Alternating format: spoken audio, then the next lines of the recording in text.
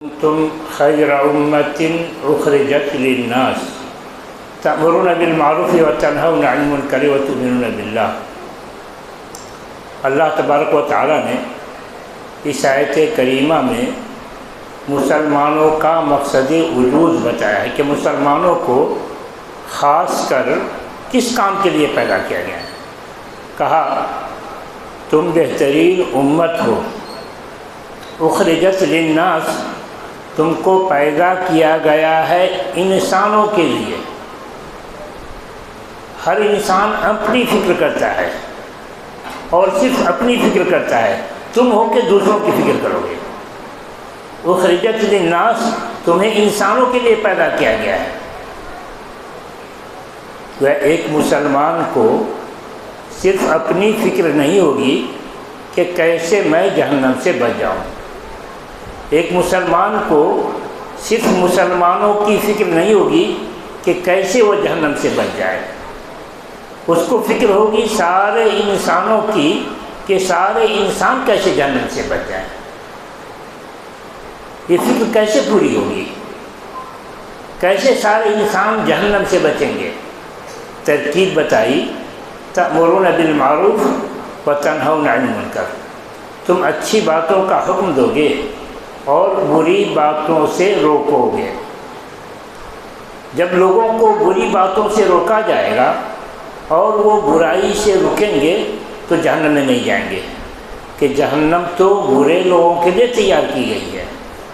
اور جب ان کو اچھی باتوں کا حکم دیا جائے گا اور وہ اچھائی کو اپنائیں گے تو جنت میں جائیں گے، کہ جنت اچھے لوگوں کے لیے تیار کی گئی ہے۔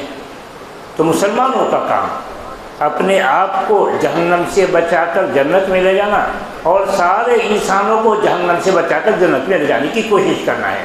ہدایت اللہ کے ہاتھ میں ہے۔ تو اچھی باتوں کا حکم دو گے، بری باتوں سے روکو گے۔ اچھی باتیں تو بہت ساری ہیں، نماز پڑھو، روزہ رکھو، سچ بولو، حلال کمائی کھاؤ، بہت ساری باتیں اچھی ہیں۔ سب سے اچھی بات کیا ہے؟ ساری اچھی باتوں میں سب سے اچھی بات کیا ہے؟ اگر لوگ مشورے کے لیے بیٹھیں تو کسی کی رائے کچھ ہو، کسی کی رائے کچھ ہو، اختلاف ہو جائے۔ اللہ تعالیٰ نے اختلاف ختم کرتے ہوئے خود ہی متعین کر دیا کہ سب سے اچھی بات کیا ہے۔ کہا اللہ تعالیٰ نے وَمَنْ أَحْسَنُ قَوْلًا مِّمَّنْ دَعَا إِلَى اللَّهِ وَعَمِلَ صَالِحًا وقال اننی من المسلمین۔ اس سے اچھی بات کس کی ہو سکتی ہے؟ جو اللہ کی طرف بلائے اور خود اچھا کام کرے اور کہے میں مسلمانوں میں سے ہوں۔ تو ایک مسلمان کا سب سے اچھا کام اللہ کی طرف بلانا ہے۔ اللہ کی طرف بلانے کا کیا مطلب؟ کیا اللہ کسی گھر میں بیٹھا ہے اور لوگوں کو بلا کر لانا ہے آؤ اللہ کی زیارت کر لو؟ نہیں، اللہ تعالیٰ تو ساتوں آسمان کے اوپر عرش کے اوپر ہے۔ الرحمن علی العرش استویٰ۔ تو پھر اللہ کی طرف بلانے کا کیا مطلب؟ اللہ کی طرف بلانے کا مطلب اللہ کے بتائے ہوئے راستے کی طرف بلانا۔ کیا دلیل؟ کہا اللہ تعالیٰ نے ادعو الی سبیل ربک، اپنے رب کے راستے کی طرف بلاؤ۔ رب کا بتایا ہوا راستہ کیا ہے؟ رب کا بتایا ہوا راستہ دین اسلام ہے۔ کہا اللہ تعالیٰ نے ان الدین عند اللہ الاسلام، اللہ تعالیٰ کے نزدیک قابل قبول دین اسلام ہے۔ دین اسلام کے علاوہ، دین اسلام کے علاوہ اللہ تعالیٰ کو کوئی دین قبول نہیں۔ کہا اللہ تعالیٰ نے وَمَن يَبْتَغِ غیر الاسلام دینا فلن یقبل منہ، اور جو شخص اسلام کے علاوہ کسی اور دین کو اختیار کرے گا تو اس سے ہرگز قبول نہیں کیا جائے گا۔ کہ اللہ تعالیٰ کو صرف دین اسلام ہی محبوب اور پسندیدہ ہے۔ کہا اللہ تعالیٰ نے وَرَضِيتُ لَكُمُ الْإِسْلَامَ دِينًا، میں تم سب کے لیے دین اسلام سے راضی ہو گیا۔ آخر دین اسلام کی کیا خوبی ہے جس کی وجہ سے اللہ اس دین کو پسند کرتا ہے؟ اور دین اسلام کے علاوہ دوسرے دین کی کیا خرابی ہے جس کی وجہ سے اللہ اسے ناپسند کرتا ہے؟ دین اسلام کی سب سے بڑی خوبی جس کی وجہ سے اللہ اس دین کو پسند کرتا ہے توحید ہے۔ دین اسلام کے علاوہ دوسرے دین کی سب سے بڑی خرابی جس کی وجہ سے اللہ اسے ناپسند کرتا ہے شرک ہے۔ توحید کیا ہے؟ توحید یہ ہے کہ اللہ ایک ہے، وہی سب کا خالق و مالک ہے، اس لیے عبادت اسی کی جائے۔ کہا اللہ تعالیٰ نے ذالکم اللہ ربکم لا الہ الا ھو خالق کل شیء فاعبدوہ، وہی اللہ سب کو پالنے والا ہے، تم سب کا رب وہی ایک اللہ ہے۔ لا الہ الا ھو، اللہ کے علاوہ کوئی اور عبادت کیے جانے کے قابل نہیں ہے۔ کوئی اور عبادت کے قابل کیوں نہیں ہے؟ جواب ہے خالق و کل شیء، اس لیے کہ اللہ ہی ہر چیز کو پیدا کرنے والا ہے۔ فاعبدوہ، تو عبادت اسی کی کرو، عبادت خالق کی کرو، مخلوق کی نہیں۔ اور جان لو اللہ تنہا خالق ہے، تنہا پیدا کرنے والا ہے، اس کے علاوہ جتنے ہیں سب مخلوق ہیں، سب پیدا کیے گئے ہیں۔ کہا اللہ تعالیٰ نے والذین یدعون من دون اللہ لا یخلقون شیئا وہم یخلقون، اللہ کے علاوہ جس کو بھی لوگ پکارتے ہیں انہوں نے کسی چیز کو پیدا نہیں کیا ہے، وہم یخلقون، وہ تو خود پیدا کیے گئے ہیں۔ کہ عبادت خالق کی کرو، مخلوق کی نہیں۔ مخلوق کی عبادت کرتے ہو تم نے اور اس میں کیا فرق ہے؟ مخلوق کی عبادت کرتے ہو تم میں اور اس میں کیا فرق ہے؟ اللہ کے علاوہ جس کی عبادت کرتے ہو مخلوق، اور تم بھی مخلوق، تو اپنی جیسے مخلوق کی عبادت کر کے کیا ملے گا؟ کہا اللہ تعالیٰ نے ان الذین تدعون من دون اللہ عباد امثالکم، اللہ کے علاوہ جس کو بھی تم پکارتے ہو وہ اللہ کے بندے ہیں، وہ اللہ کی مخلوق ہیں جیسے تم ہو۔ تم بھی محتاج، وہ بھی محتاج، بلکہ وہ تم سے زیادہ محتاج۔ تم زندہ ہو، مر چکے ہیں، تو اللہ کے علاوہ جس کی بھی تم عبادت کرتے ہو وہ محتاج، بلکہ تم سے بھی محتاج۔ اگر درگاہ پر جاتے ہو تو ذرا سوچو وہ زندہ ہے یا مردہ؟ اموات غیر احیاء وما یشعرون ایان یبعثون، ان کو پتہ ہی نہیں کہ ہمیں کب اٹھایا جائے گا، وہ تمہاری کیا سنیں گے؟ اور اگر مورتی کی پوجا کرتے ہو تو سنو بھائی، اتعبدون ما تنحتون، کیا بھائی ایسی چیز کی عبادت کرتے ہو جس کو اپنے ہاتھ سے بناتے ہو؟ ذرا سوچو تو یہ مورتیوں کو بنایا کس نے؟ تم جیسے کسی انسان نے۔ جہاں پر عبادت کرتے ہو وہاں رکھا کس نے؟ کسی انسان نے۔ وہاں سے اگر اس کو کوئی اٹھا لے جائے اپنے آپ کو بچائے گا؟ نہیں۔ تو تم محتاج ہے، وہ محتاج ہے، وہ تم سے زیادہ محتاج ہے۔ اور ذرا یہ بھی تو سوچو کہ تو نے بنایا ہے، اس میں روح اور جان کون ڈالے گا؟ تمہارے بنانے سے اس میں روح پڑ گئی؟ نہیں۔ کیسے نہیں؟ دیکھو کیسے۔ کہتا ہے اللہ تعالیٰ اَلَهُمْ أَرْجُلٌ يَمْشُونَ بِهَا، تم نے ڈھانچہ تو بہت بڑا تیار کر لیا ہے، پیر خوب بڑے بڑے تیار کر لیے ہیں، مگر وہ پیر ہے کس کام کا؟ اَلَهُمْ أَرْجُلٌ يَمْشُونَ بِهَا، کیا اس کے پاس پیر ہے جس سے وہ چلے؟ کہو دو قدم ذرا آگے پیچھے ہو لو۔ تو نے ہاتھ تو بڑے مست بنا دیے ہیں، مگر وہ ہاتھ ہے کس کام کے؟ ہم لہم ایدی یبطشون بہا، کیا اس کے پاس ہاتھ ہے جس سے پکڑے؟ کہو ان کو کھینچ لو۔ تو نے آنکھیں تو بڑی بڑی بنا دی ہیں، بچے دیکھ کر ڈر کر کے بھاگتے ہیں، مگر وہ آنکھیں ہیں کس کام کی؟ ہم لہم اعین یبصرون بہا، کیا اس کے پاس آنکھ ہے جس سے وہ دیکھے؟ تو نے کان تو بڑے بڑے بنا دیے ہیں، مگر اس کان میں سننے کی طاقت کون دے گا؟ ام لہم آذان یسمعون بہا، کیا اس کے پاس کان ہے جس سے وہ سنیں؟ یہ سب کچھ نہیں، تو اس کو کیسے سناؤ گے اور وہ سنیں گے کیا تمہاری؟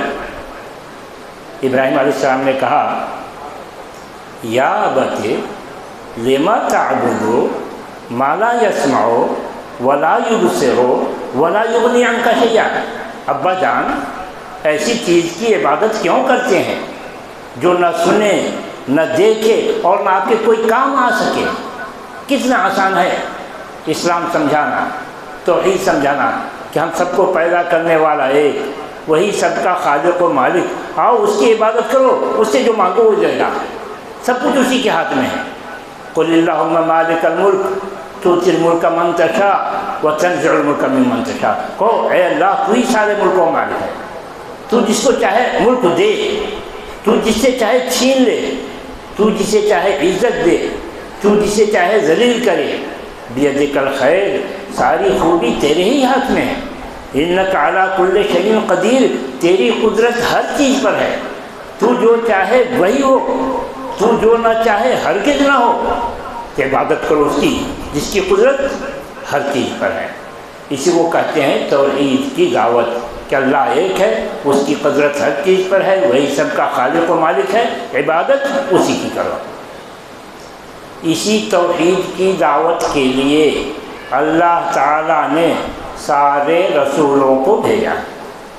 کہا اللہ تعالیٰ نے وَلَقَدْ بَعَثْنَا فِي كُلِّ أُمَّةٍ رَسُولًا أَنِ اعْبُدُوا اللَّهَ وَاجْتَنِبُوا الطَّاغُوتَ، ہم نے ہر قوم میں رسول بھیجا، ان کا کام یہ تھا کہ وہ لوگوں کو بتائیں اعبدوا اللہ، اللہ کی ہی عبادت کرو، واجتنبوا الطاغوت، اور غیر اللہ کی عبادت سے بچو۔ اور یہی کام محمد الرسول اللہ صلی اللہ علیہ وسلم کے حوالے کیا گیا۔ کہا اللہ تعالیٰ نے قل انما امرت ان اعبد اللہ ولا اشرک بہ الیہ ادعو، آپ کہہ دیجئے مجھ کو تو اسی بات کا حکم دیا گیا ہے کہ میں اللہ کی ہی عبادت کروں اور اس کے ساتھ کسی کو شریک نہ کروں، یعنی میں توحید پر قائم ہو جاؤں۔ تو کیا میں توحید پر قائم ہو گیا تو میرا کام پورا، مجھے نجات مل جائے گی؟ نہیں، اب پھر کیا کرنا ہے؟ الیہ ادعو، اسی کی طرف لوگوں کو بلاؤں، اب کام پورا ہوا۔ الیہ ادعو، اسی کی طرف لوگوں کو بلاؤں، کیوں بلاؤں؟ مجھ کو لوگوں سے کیا لینا دینا ہے؟ وہ الیہ مآب، لوٹ کر اللہ کے پاس جانا ہے۔ وہ پوچھے گا میں نے جو کام تیرے حوالے کیا تھا وہ کر کے آئے ہو، تو میں کیا جواب دوں گا؟ اس لیے مجھ کو تو دعوت دینی ہی ہے، کوئی سنے نہ سنے میں تو سناؤں گا ہی۔ یہی کام مسلمانوں کے حوالے کیا گیا ہے، یہی کام مسلمانوں کے حوالے کیا گیا ہے۔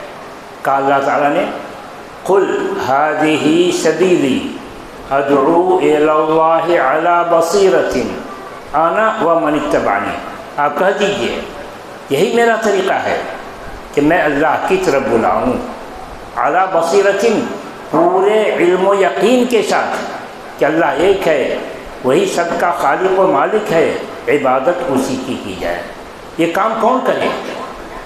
انا ومن اتبعنی، یہ کام میں کروں یعنی رسول کریں، ومن اتبعنی، اور ہر وہ شخص کرے جو میری اتباع کر رہا ہے۔ رسول کی اتباع کرنے والا کون؟ سارے مسلمان۔ تو اللہ کی طرف بلانا، توحید کی دعوت دینا، اسلام کی دعوت دینا کس کا کام ہے؟ سارے مسلمانوں کا، علماء ہوں یا عوام، مرد ہوں یا خواتین، سب کو اسلام کی دعوت دینا ہے، توحید کی دعوت دینا ہے۔ سب کیسے دیں گے؟ دعوت کے لیے تو علم چاہیے، سارے لوگ کے پاس کہاں علم ہے کہ وہ دعوت دیں گے؟ تو ٹھیک ہے، دعوت کے لیے علم چاہیے، کتنا علم چاہیے؟ کیا جو دین کی دعوت دینا چاہے اس کے لیے کسی مدرسے سے فارغ ہونا ضروری ہے؟ اس کے لیے بہت ساری تفسیر، بہت ساری حدیث کی شرح کا پڑھنا ضروری ہے؟ یا جس کو جتنی بات دلیل کے ساتھ معلوم ہے اس کی وہ تبلیغ کرے؟ بات یہی ہے، جس کو جتنی بات دلیل کے ساتھ معلوم ہے وہ اس کی تبلیغ کرے۔ کسی کو ایک بات معلوم ہے کہ بھئی اللہ ایک ہے، دلیل یہ ہے کہ اللہ لا الہ الا ہو، پہنچاؤ۔ دلیل یہ ہے کہ اللہ تعالیٰ ہی سب چیز کا خالق ہے، پہنچاؤ۔ کیا دلیل؟ کہ ہر مسلمان دین کی دعوت دے گا جس کو ایک بات بھی معلوم ہو۔ کہا رسول اکرم صلی اللہ علیہ وسلم نے بلغوا عنی ولو آیا، ایک بات تم کو معلوم ہے پہنچاؤ، ایک آیت معلوم ہے پہنچا لوگوں کو۔ اور ایسے شخص کو اللہ کے رسول صلی اللہ علیہ وسلم نے دعا دی جس کو ایک بات معلوم ہو اور دوسروں کو پہنچائے۔ کہا نظر اللہ عمران سمع مقالتی فحفظها ووعاها وأداها كما سمعها، اللہ تعالیٰ اس شخص کو تر و تازہ رکھے، اللہ تعالیٰ اس شخص کو خوش و خرم رکھے جس نے میری ایک بات سنی، سمع مقالتی، جس نے میری ایک بات سنی، فحفظها ووعاها، اس نے یاد کیا اور اچھی طرح یاد کیا، وَأَدَّاهَا كَمَا سَمِعَهَا، اور لوگوں کو پہنچایا ویسے ہی جیسے سنا ہے۔ تو اللہ کے رسول اس کو دعا دے رہے ہیں، تو کہاں سے ہم اور آپ قید لگائیں گے وہ تو بڑا عالم ہونا چاہیے، وہ تو مفسر ہونا چاہیے، وہ تو محدث ہونا چاہیے؟ نہیں، یہ کام سارے مسلمانوں کا ہے۔ تو کیا سارے مسلمان برابر؟ نہیں، سب برابر نہیں۔ جس کو جتنا علم ہے وہ اتنا مکلف ہے۔ ہر انسان، ہر مسلمان اپنی اپنی طاقت کے مطابق کرے گا کام۔ جس کو اللہ تعالیٰ نے زیادہ علم سے نوازا ہے، عالم ہے، اس کا مقام اونچا، اس کا کام اونچا ہے، اس کی ذمہ داری اوروں سے بڑھ کر کہ وہ تو انبیاء کا مقام لیے ہوئے ہیں۔ اللہ کے رسول صلی اللہ علیہ وسلم نے کہا العلماء ورثۃ الانبیاء، علماء انبیاء کے وارث ہیں۔ انبیاء کی جو ذمہ داری تھی اب منتقل ہو رہی ہے ان کے وارثین کو، ان کا کام وہی کرنا ہے جو انبیاء کرتے تھے۔ انبیاء کیا کرتے تھے؟ صحابہ کو ساتھ لے کر دین کی دعوت دیتے تھے۔ علماء پر فرض بنتا ہے کہ عوام کو ساتھ لے دین کی دعوت دیں، اگر نہیں کرتے تو سب سے بڑی ذمہ داری ہے، سب سے بڑی پکڑ انہی کی ہوگی جو اس سے لوگوں کو نفرت دلاتے ہیں، کہتے تم نہیں کر سکتے میں کروں گا، اور اپنے بھی نہیں کرتے۔ تو سب سے بڑی پکڑ ایسے عالم کی ہوگی جو لوگوں کو دین کی دعوت سے روکتے ہیں، خود بھی نہیں کرتے اور دین کی دعوت بھی نہیں دیتے، کہتے کہ یہ تو میرا کام ہے، اور کرتے ہو نہیں۔ اللہ کے بندے کتنے بڑے گنہگار ہو گئے تم۔ وہ جو کہا جا رہا ہے وَمَنْ أَظْلَمُ مِمَّنْ كَتَمَ شَهَادَةً عِنْدَهُ مِنَ اللَّهِ، اس سے بڑا ظالم کون ہوگا جو چھپائے اس شہادت کو جو اس کو اللہ کی جانب سے دی گئی ہے۔ کس کو شہادت دینے کے لیے؟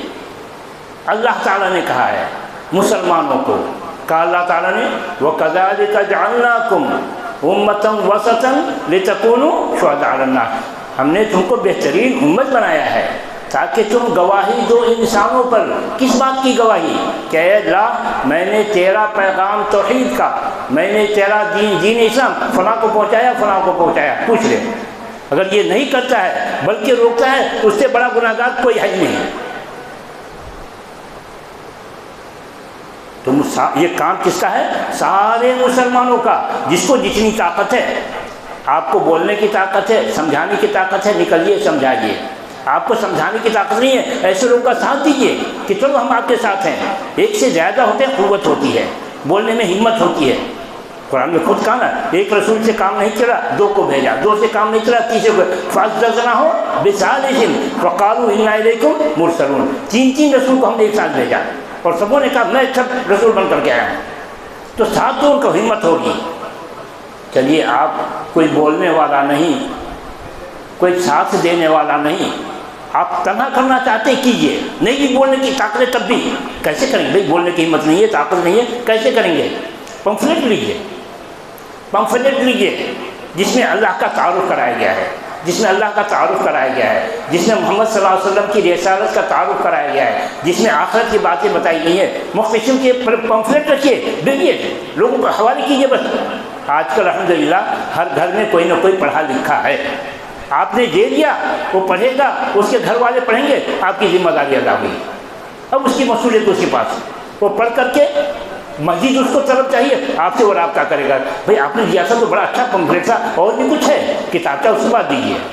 پھر وہ کتاب پڑھنے سے شوق پیدا ہوا، اس سے بڑی کتاب دیجیے، یہاں تک کہ قرآن پڑھے، قرآن سمجھے اور ایمان میں داخل ہو۔ تو سارے مسلمانوں کا کام توحید کی دعوت دینا، دوسروں کو پہنچانا، یہ فرض ہے۔ اگر نہیں کرتے تو کہا نا اس سے بڑا مجرم کون ہوگا، ومن اظلم ممن کتم شہادۃ عند اللہ۔ اچھا اگر نہیں کرتا، جیسے کہ عام مسلمانوں کی حالت ہے اس وقت، جیسے کہ مسلمان عام طور سے دین کی دعوت غیر مسلموں کو نہیں دے رہا ہے، مسلمانوں میں سے بھی ہو رہا ہے بہت کچھ، مسلمانوں میں تو بہت ہو رہا ہے، مدرسے ہمارے لیے مسلمان بچوں کے لیے، جمعہ کا خطبہ مسلمانوں کے لیے، عید کا خطبہ مسلمانوں کے لیے، اصلاح امت کانفرنس ہوتی ہے مسلمانوں کے لیے، غیر مسلموں کے لیے آپ کیا کر رہے ہیں؟ یہ سوچنا کہ غیر مسلم غیر ہے، ہم نے مسلمانوں کی اصلاح کا کام کیا تو ہمارا کام پورا، یہ بہت ہی غلط سوچ ہے، سنت رسول سے دوری ہے۔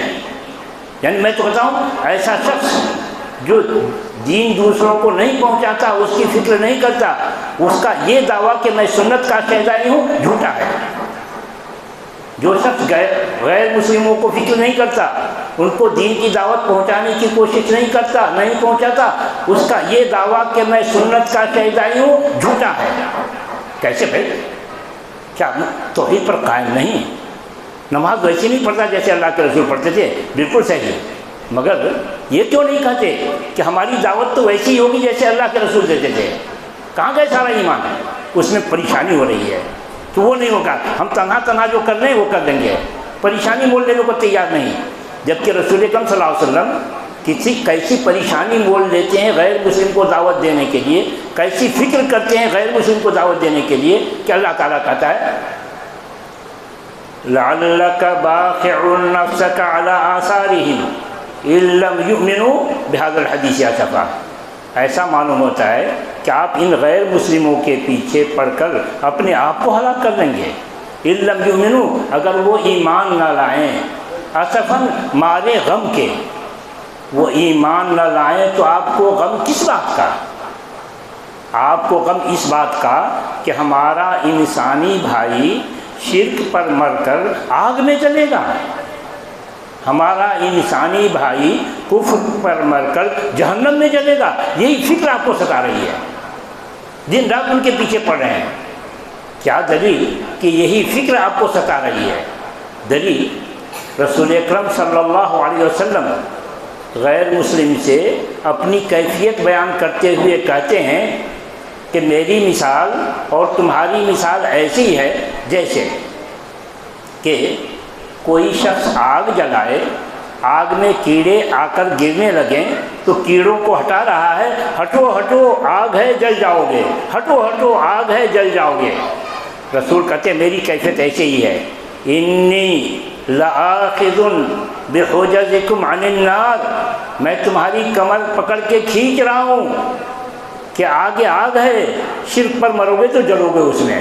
قولوا لا الہ الا اللہ تفلحوا، کہو لا الہ بچ جاؤ گے، کہو لا الہ بچ جاؤ گے۔ یہ فکر کیے بغیر ہم پکے مسلمان نہیں ہو سکتے، سچے مسلمان نہیں ہو سکتے۔ ایسے مسلمان کو اللہ تعالیٰ جھوٹا کہتا ہے، ایسے مسلمان کو اللہ تعالیٰ جھوٹا کہتا ہے۔ کہاں بھائی اللہ تعالیٰ جو دین کی دعوت نہ دے، ان کی فکر نہیں کرے، غیر مسلموں کو نہ دعوت دے، جھوٹا، جی جھوٹا۔ کیا دلیل؟ پڑھی آئے الف لام میم احسب الناس ان یترکوا ان یقولوا آمنا، کیا لوگ سمجھ بیٹھے ہیں کہ ان کو چھوڑ دیا جائے گا، ان کو جہنم سے نجات مل جائے گی؟ ان یقولوا آمنا، کہ وہ کہتے ہیں میں ایمان لایا ہوں، میں کلمہ پڑھ لیا ہوں، اب بس معاملہ صاف۔ وہم لا یفتنون، ان کو آزمایا نہیں جائے گا۔ وَلَقَدْ فَتَنَّا الَّذِينَ مِن قَبْلِهِمْ فَلَيَعْلَمَنَّ اللَّهُ الَّذِينَ صَدَقُوا وَلَيَعْلَمَنَّ الْكَاذِبِينَ، ہم نے ان سے پہلے بھی لوگوں کو آزمایا، جس کو دین حق کی نعمت سے نوازا ان کو حکم دیا کہ جاؤ دوسروں کو پہنچاؤ، اور یہی تمہارے سچے اور جھوٹے ہونے کی علامت ہے۔ وَلَقَدْ فَتَنَّا الَّذِينَ مِن قَبْلِهِمْ، ہم نے ان سے پہلے بھی لوگوں کو آزمایا، فَلَيَعْلَمَنَّ اللَّهُ الَّذِينَ صَدَقُوا وَلَيَعْلَمَنَّ الْكَاذِبِينَ، اللہ تعالیٰ تو دیکھنا چاہتا ہے کہ کون اپنے ایمان میں سچا ہے اور کون جھوٹا ہے۔ اگر دین کی دعوت دیتے ہو تو سچے مسلمان، نہیں تو جھوٹے۔ اچھا تو نہیں دعوت دیں گے تو جھوٹے بھی، کیا دلیل ہے کہ یہ آزمائش دعوت ہی کی آزمائش ہے؟ کیا دلیل کہ آزمائش دعوت ہی کی آزمائش ہے؟ دلیل کہا اللہ تعالیٰ نے وَلَنَبْلُوَنَّكُمْ حَتَّى نَعْلَمَ الْمُجَاهِدِينَ مِنْكُمْ، ہم تو تم کو آزمائیں گے یہاں تک کہ دیکھیں کہ تم میں سے کون ہماری راہ میں محنت کر رہا ہے۔ مجاہدین لفظ جہاد لوگ عام طور سے سنتے ہیں تو وہ ان کے دل و دماغ میں بیٹھا ہے جنگ کرنا، لڑائی کرنا، نہیں بھائی۔ جہاد جاہد یجاہد مجاہدتاً و جہاداً، اس کا اصل مادہ جوہد کے ہیں۔ جوہد کے معنی ہوتے ہیں بھرپور محنت کرنا۔ شرعی اصطلاح میں دین کی تبلیغ کے لیے بھرپور محنت کرنا، دین دوسروں تک پہنچانے کے لیے بھرپور محنت کرنا، یہ جہاد کہلاتا ہے۔ کیا دلیل کہ دین میں اس کو جہاد کرتے ہیں؟ لڑائی نہیں، لڑائی تو بعد کا مرحلہ ہے۔ اسلام پر نہیں چلنے دے، اسلام کی وجہ سے مارے تو اپنا دفاع کرے گا، وہ لڑائی تو بعد کی بات ہے، ابھی تو آپ کو پہنچانا ہے۔ کیا دلیل کہ جہاد اس کا نام ہے؟ کہا اللہ تعالیٰ نے وَجَاهِدْهُمْ بِهِ جِهَادًا كَبِيرًا، وَجَاهِدْهُمْ بِهِ جِهَادًا كَبِيرًا، بِهِ کا مطلب بالقرآن، قرآن کے ذریعے سے تم جہاد کرو۔ قرآن کے ذریعے سے کیا جہاد ہوگا؟ قرآن کی تعلیم لوگوں کو پہنچائی جائے گی، قرآن کی باتیں سنائی جائیں گی۔ قرآن کوئی لڑنے کا آلہ نہیں ہے کہ اس سے لوگوں کو مارا جائے گا۔ قرآن لڑنے کا کوئی آلہ نہیں ہے، کوئی ہتھیار نہیں کہ لوگوں کو مارا جائے گا۔ قرآن کے ذریعے سے تبلیغ کی جائے گی اور اس کو جہاد کہا گیا ہے۔ اس طریقے سے مسلمانوں کا کام یہ ہے کہ خود دین کا پابند ہو، توحید کا پابند ہو، توحید کا پیغام دوسروں کو پہنچائے۔ اگر ایسا نہیں کرتا ہے تو یہ سب سے بڑا مجرم، سزا اس کی سزا کہا اللہ تعالیٰ نے ان الذين يكتمون ما انزلنا من البينات والهدى من بعد ما بيناه للناس في الكتاب اولئك يلعنهم الله، بے شک وہ لوگ جو چھپاتے ہیں اس واضح دلیل اور ہدایت کو جس کو ہم نے اتارا سارے انسانوں کے لیے، اولئک یلعنهم اللہ، ایسے لوگوں پر اللہ کی لعنت ہوتی ہے۔ مسلمانوں کا اسلام دوسروں کو نہ بتانا، مسلمانوں کا قرآن دوسروں کو نہ دینا، قرآن کی تعلیمات کو عام نہ کرنا، یہ اسلام کو چھپانا ہے، قرآن کو چھپانا ہے۔ ایسے لوگوں پر اللہ کی لعنت ہوتی ہے، اللہ کا عذاب آتا ہے۔ وَيَلْعَنُهُمُ اللَّاعِنُونَ، اور دوسرے لوگ بھی اس پر لعنت بھیجتے ہیں، دشمن سمجھتے ہیں اور ستاتے ہیں۔ تو اب جو یہاں دیکھ رہے ہیں مسلمان شکلیں شکایت کر رہے ہیں ہم پر ظلم ہو رہا ہے، اسلام کی وجہ سے ہم کو مارا جا رہا ہے، ہم پر ستایا جا رہا ہے، فلاں فلاں، پہلا ظلم کس کا؟ پہلے تو شروعات تم نے اس کو اپنا بھائی نہیں سمجھا، اس کو جہنم سے بچانے کی تم نے کیا؟ نفرت کرتے ہیں، یہ تو حقیر ہے، وہ تو فقیر ہے، وہ حقیر ہے، نتیجے میں تم کو دشمن سمجھا جا رہا ہے اور ستایا جا رہا ہے۔ کیسے دشمنی ختم ہوگی؟ یہ دشمنی کیسے ختم کی جائے؟ اللہ کے عذاب کو کیسے ٹالا جائے؟ اللہ تعالیٰ نے کہا ایک ہی ترکیب ہے، اللہ تعالیٰ نے کہا ایک ہی ترکیب ہے، وہ کیا؟ إِلَّا الَّذِينَ تَابُوا وَأَصْلَحُوا وَبَيَّنُوا، ہاں اگر یہ مسلمان توبہ کریں کہ اللہ ہم سے بڑی غفلت ہوئی، ہم نے غیر مسلموں کو غیر سمجھا، وہ تو ہیں ہمارے ہی بھائی، ہم کو ان کی بھی فکر کرنی تھی کہ ہمارے رسول نے ان کی فکر کی ہے، مگر ہم سے بڑی کوتاہی ہوئی، تو اللہ اب ہم اس غفلت میں نہیں رہیں گے۔ تو کیا زبانی توبہ سے کام چل جائے گا؟ نہیں، پھر کیا کرنا ہوگا؟ إِلَّا الَّذِينَ تَابُوا وَأَصْلَحُوا، اور اس کے اندر جو خود خرابی آ گئی ہے دین کی دعوت چھوڑنے کی وجہ سے، جو اس کے اندر خرابی آ گئی ہے، کیا خرابی آ گئی ہے؟ اس کا عقیدہ کمزور پڑ گیا ہے، مسلمانوں کا عقیدہ کمزور پڑ گیا ہے۔ کیا عقیدہ کمزور پڑ گیا ہے؟ دین کی دعوت دیتے ہوئے ڈر لگتا ہے، کہتے ہیں دین کی دعوت دیں گے تو فساد ہو جائے گا، کہتے ہیں دین کی دعوت دیں گے تو اٹھا لیا جائے گا۔ یہ تمہارے عقیدے کی کمزوری ہے، اللہ پر بھروسے میں کمی ہے۔ اللہ پر بھروسہ ہوتا تو تم کہتے ہم اللہ کا کام کریں گے، اللہ ہماری مدد فرمائے گا۔ اگر اللہ کا کام کرو گے تو سوچو تو، اللہ کہتا ہے الیس اللہ بکاف عبدہ ویخوفونک بالذین من دونہ، کیا اللہ اپنے بندے کی حفاظت کے لیے کافی نہیں ہے کہ لوگ تم کو ڈراتے ہیں اللہ کے علاوہ دوسروں سے، فلاں پکڑ لیں گے، فلاں ہو جائے گا، فلاں ہو جائے گا؟ تم اللہ کا کام کرو گے، اللہ تمہاری حفاظت فرمایا، کرو تو اللہ کا کام کہا الا الذین تابوا واصلحوا، ان کے اندر جو کمزوری آ گئی ہے عقیدے کی، اخلاق کی، معاملات کی، سب میں تم کمزور پڑ گئے ہو، کمزوریوں کو دور کرو، عقیدے کی، اخلاق کی، معاملات کی ساری کمزوریوں کو دور کرو، اسلام پر قائم ہو جاؤ، نکلو اسلام کی تبلیغ کے لیے، وَبَيَّنُوا، اور لوگوں کو بتایا۔ تو اللہ تعالیٰ کہتا ہے فَأُولَٰئِکَ أَتُوبُ عَلَيْهِمْ، میں ایسے لوگوں کی توبہ قبول کرتا ہوں، وَأَنَا التَّوَّابُ الرَّحِيمُ، میں ہی توبہ قبول کرنے والا ہوں، میں رحم کرنے والا ہوں، میرا کام کرو، پاؤ میری مدد، اور جب میری مدد تمہارے ساتھ ہو جائے گی تو سن لو، وَإِن يَنْصُرْكُمُ اللَّهُ فَلَا غَالِبَ لَكُمْ، اللہ کی مدد تمہارے ساتھ ہوگی، تم پر کوئی غالب نہیں آ سکتا۔ اس وقت نفرت کی فضا کو ختم کرنے کے لیے مسلمانوں کو میثاق مدینہ کو اپنانا پڑے گا۔ میثاق مدینہ کیا ہے؟ میثاق مدینہ وہ ہے جو رسول اکرم صلی اللہ علیہ وسلم نے ہجرت کے بعد مدینے میں موجود سارے قبیلوں کو اکٹھا کر کے ایک امن کمیٹی بنائی، مہاجرین، انصار، وہاں مدینے میں جو آباد تھے، مشرک، یہودی، نصارہ، ان سب کے سرداروں کو جمع کیا اور جمع کر کے 4 نکاتی فارمولہ دیا جس پر سبوں نے اتفاق کیا۔ سب سے پہلا نقطہ، سب سے پہلا فارمولہ یہ تھا کہ ہر انسان کو دین کی آزادی ہوگی، کوئی کسی کو کسی دین پر مجبور نہیں کرے گا، ہر انسان جو دھرم رکھنا چاہے دھرم قبول کرے، رہے، اس پر آزادی ہوگی، یہ پہلا فارمولہ۔ دوسرا فارمولہ، ہر کمیونٹی کے لوگ اپنے اپنے محتاجوں اور غریبوں کی مدد کریں گے، کوئی غریب نہ رہنے پائے، ہر کمیونٹی کے لیے، اس سے کام نہ چلے تو دوسرے سے مدد دے، مگر کوئی غریب نہ رہنے پائے۔ تیسرا فارمولہ، مدینے میں کسی پر کوئی ظلم نہیں کیا جائے گا، اگر کوئی ظلم کرتا ہے کسی پر تو سب مل کر کے اس کو انصاف دلائیں گے، سب مل کر کے اس کو انصاف دلائیں گے۔ چوتھا فارمولہ، ہم سب مل کر مدینے کی حفاظت کریں گے، باہر سے کسی کا کوئی حملہ نہیں ہونے دیں گے، کہیں کوئی حملہ کرنے آتا ہے تو سب مل کر کے ہم مدینے کا دفاع کریں گے۔